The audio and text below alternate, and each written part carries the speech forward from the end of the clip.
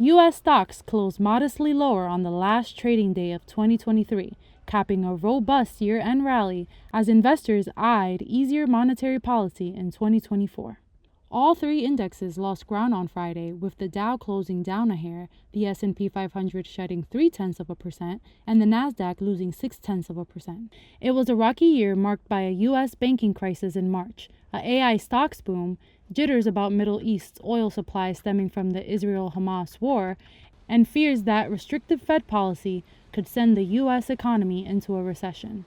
The year-end rally was marked by investor hopes that the Federal Reserve will cut interest rates in the first half of 2024, after a rate hike campaign that helped bring down inflation to the central bank's 2% target.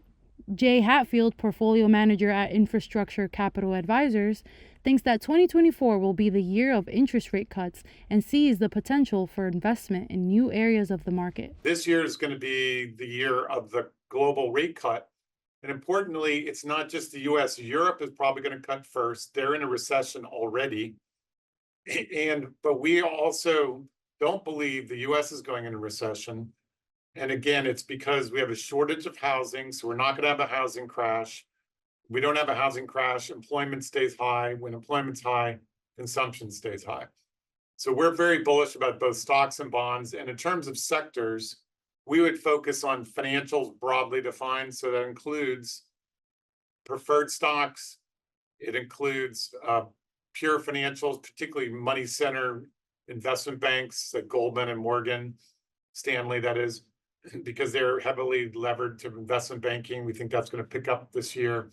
And then also REITs, particularly REITs that have been sold during the pandemic, like office REITs, retail REITs, because we think that's been overdone.